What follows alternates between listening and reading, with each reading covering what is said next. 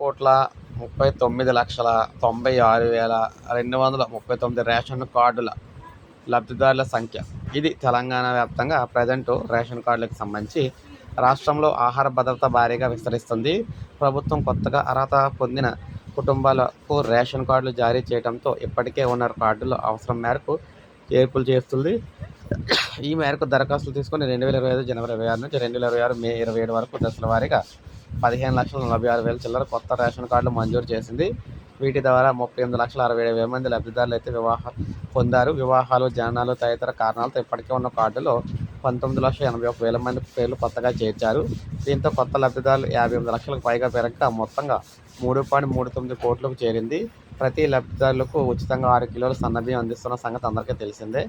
80.90% జనగణన మొదటి దశ లెక్కల ప్రకారం రాష్ట్ర జనాభా 4.20 కోట్లు దాటినట్లు అంచనా. దీని ప్రకారం రాష్ట్ర జనాభాలో 80.95% మంది రేషన్ కార్డు లబ్ధిదారులు అయితే ఉన్నారన్నమాట.